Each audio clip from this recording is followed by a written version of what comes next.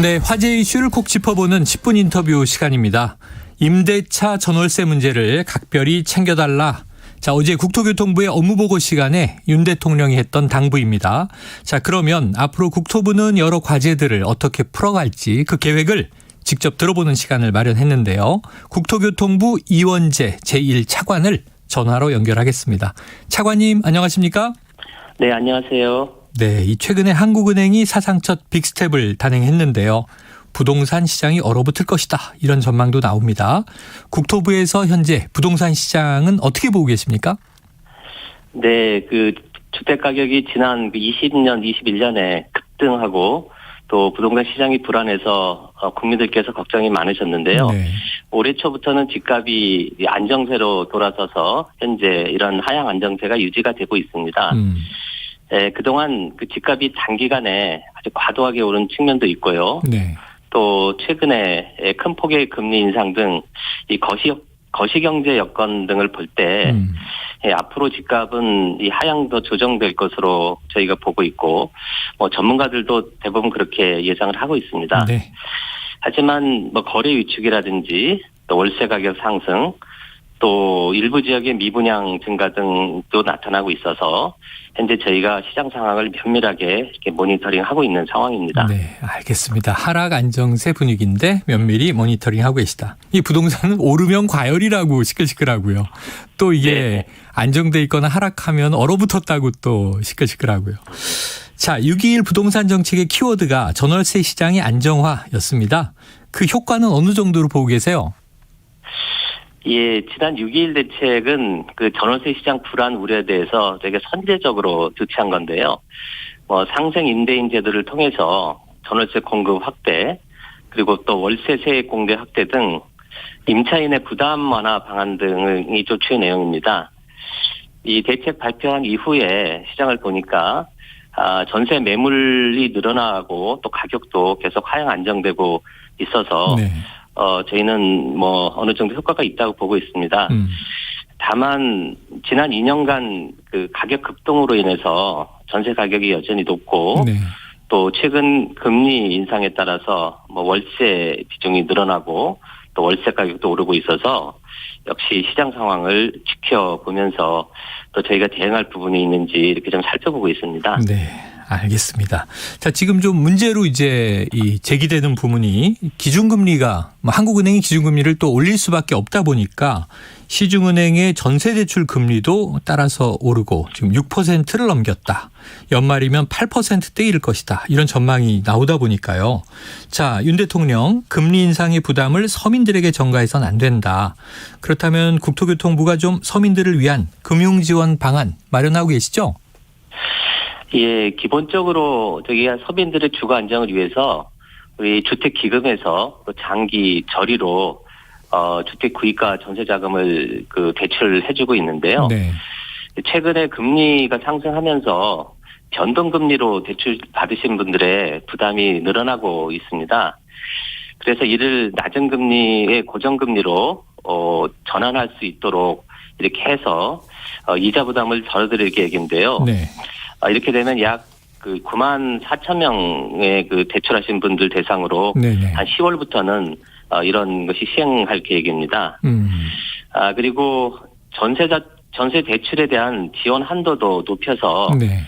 시중에서 이 전세 보증금을 마련하는 부담들을 좀 덜어드릴 계획이고요. 앞으로 금리 상황이나 또 이자 부담 등을 고려해서 주요 취약계층에 대해서는 더 지원할 부분이 있는지도 좀 찾아보도록 하겠습니다. 네. 자, 어쨌든 이게 대출 원금은 좀 상환을 유예하거나 장기화하고 그리고 이제 고금리는 저금리로 이제 갈아탈 수 있도록 지원한다. 이렇게 이해가 됩니다. 그리고 네. 이제 이 주거 안정 문제는 뭐니 해도 이제 지난 대선에서 공급 문제로 다 귀결이 됐지 않습니까?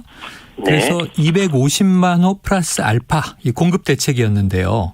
이 윤 정부의 대표적인 부동산 정책으로 알려졌습니다. 이런 좀 구체적인 그림은 언제쯤 발표 예정인지 어떤 내용이 담길지 궁금합니다. 네, 250만 호 플러스 알파 공급 계획은 현 정부가 추진할 향후 5년간의 주택 공급의 청사진입니다. 네네. 공급 혁신을 통해서 도심 같은 우수한 입지에 품질 좋은 주택이 원활히 공급될 수 있도록 하는 걸 목표로 하고 있고요. 네. 입지별 또 유형별 또 시기별로 구체적인 공급 계획과 함께 또 민간 공급이 원활해지도록 하는 제도 개선 방안 등도 저희가 담을 계획입니다. 예를 들면은 공공만 현재 시행하고 있는 도심 복합 사업에 에만 주어지는 여러 가지 특례가 있는데요. 네네. 민간 사업자에게도 이를 부여를 해서 민간이 도심의 주택 공급을 또 신속하게 또 효율적으로 할 수 있도록 하고요. 또 개별적으로 진행되던 각종 영향평가나 또 건축 심의 등을 통합해서 인허가 기간을 단축하는 내용들도 포함할 계획입니다. 네. 그래서 현재 민간으로 주택 공급 혁신위원회를 구성을 해서 이 민간 협업을 통해서 이 아주 세밀한 계획을 수립하고 있고요.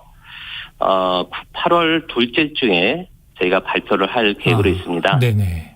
자, 광복절 전후에 한번 이제 대책 발표를 기대해야 될 것 같고요.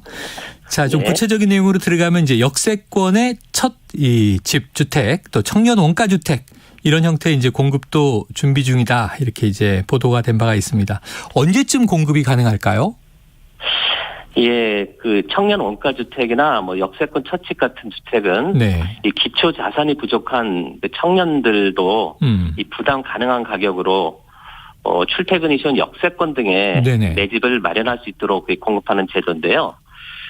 분양가를 시세보다 좀 상당히 낮게 책정도 하고 또 장기 저리의 전용 모기지를 상품을 함께 제공해서 초기에 목돈이 좀 부족한 청년들도 분양받을 수 있도록 하는 이렇게 설계할 계획입니다. 네네.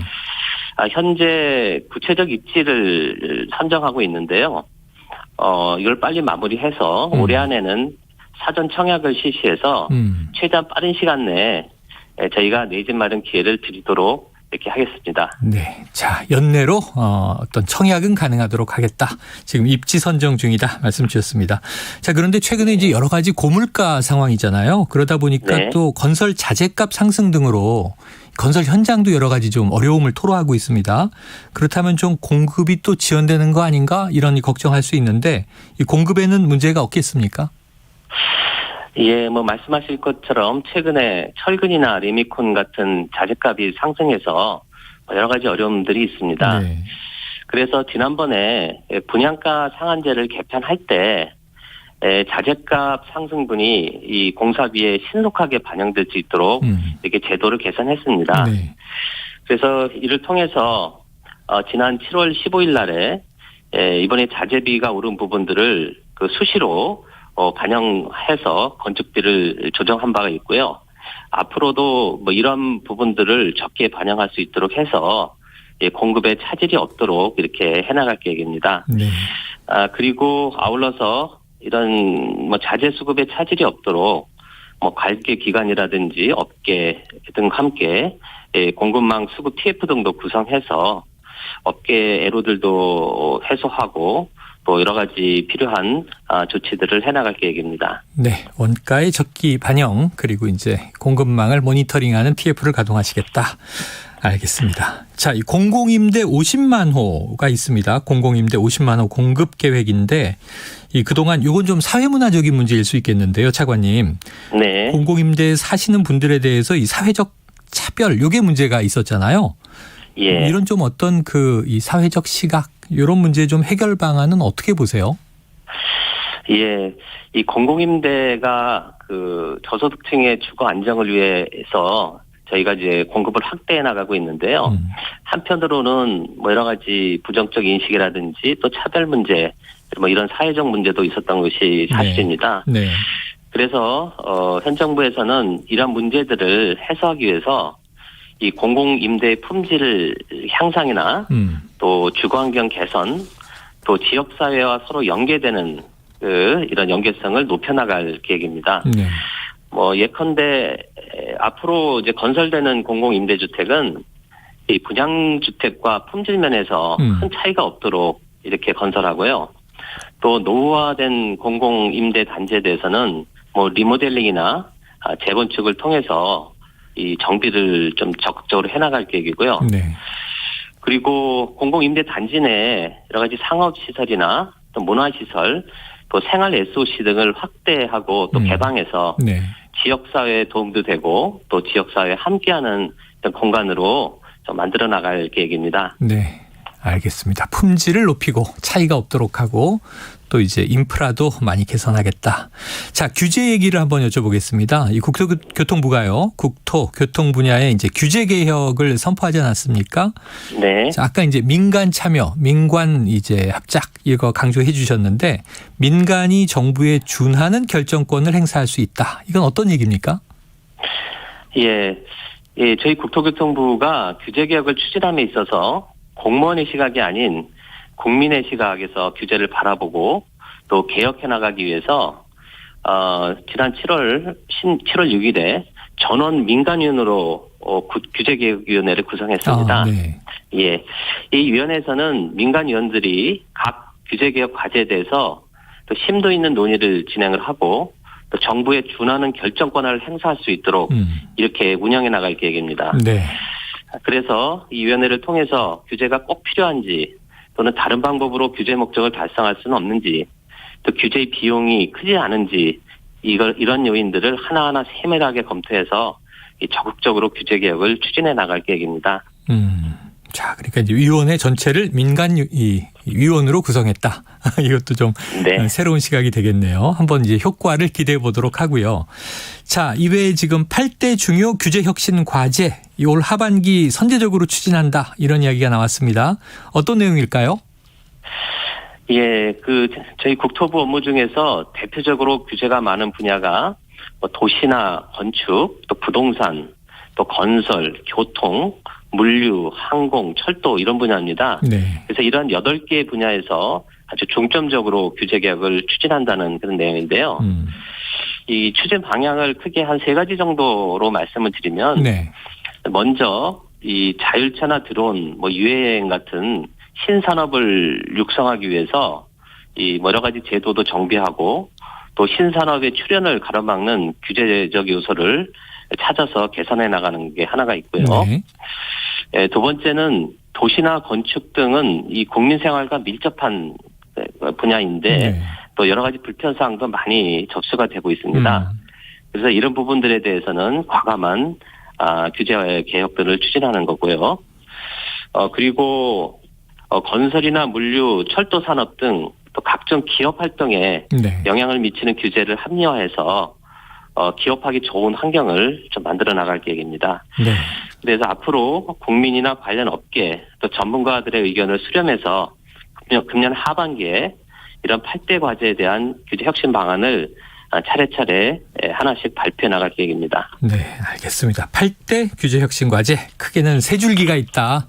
예, 신산업, 미래 먹거리, 그리고 이제 주거생활, 복지, 그리고 하나는 또 기업 연계 강조해 주셨습니다. 자, 처관님 오늘 얘기는 여기서 정리하겠습니다. 말씀 감사합니다. 네, 감사합니다. 예, 지금까지 국토교통부 이원재 제1차관이었습니다.